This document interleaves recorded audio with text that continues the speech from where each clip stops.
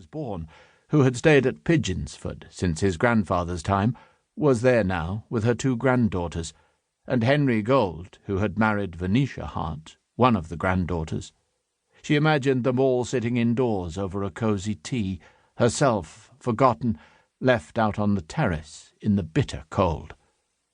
There was no pretext for going back into the house, for if she were to keep to her promise of being no trouble to anyone, all she had to do was to walk down the steps of the terrace, pick her way through the melting snow on the lawn, nip over the little bridge that divided Pendock's garden from the orchards that surrounded the cottage, and be having tea in her own drawing-room by 5:15.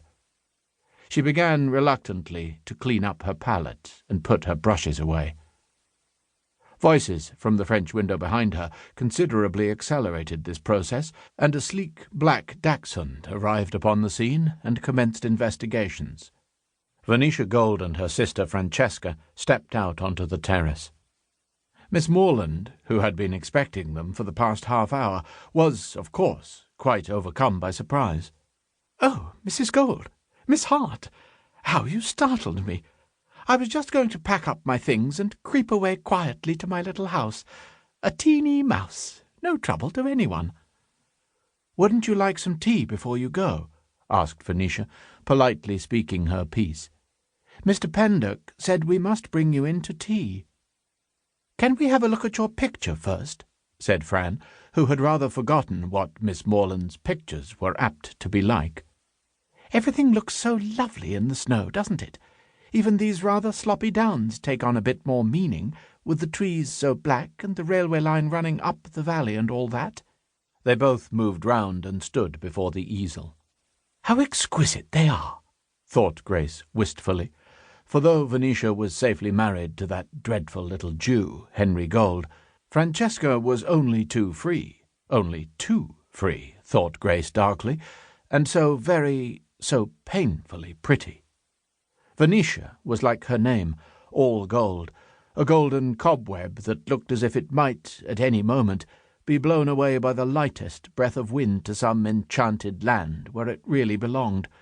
But Fran, as slim and tall and delicately built as her twin, with the same little hands and narrow, high-arching feet, had yet a look of staunchness about her, a look of courage and resolution, as though she would match herself against the world and come out, light-heartedly, the victor.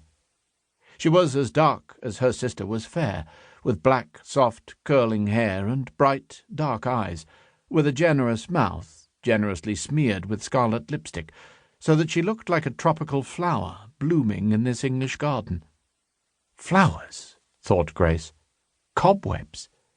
If Grace were like a flower, it was a thoroughly British one, a bluebell that looked all right in a wood, but faded and drooped when you came up to it.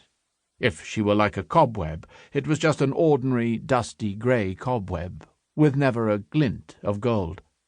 And what chance had she against all this riot of colour and beauty, all this youth and life and gaiety that the Hart sisters carried with them in the shining eyes and eager, exquisite hands?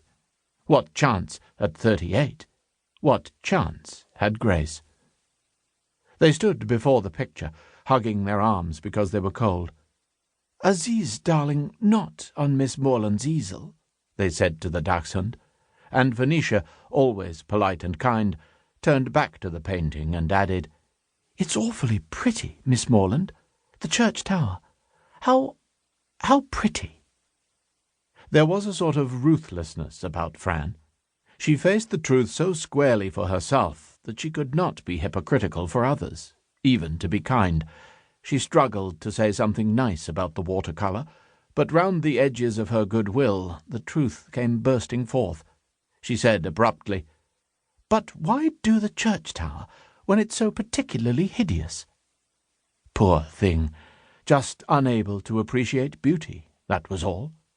Useless, Grace knew, to try to explain to those that could not see for themselves the artistic values of a church tower peeping through an orchard, with the little round copse on the right and her own snug cottage pairing off so nicely on the left. Just the roofs visible above Mr. Pendock's fruit trees, no troublesome perspectives at all. "And besides," said Francesca, peering at the sketch,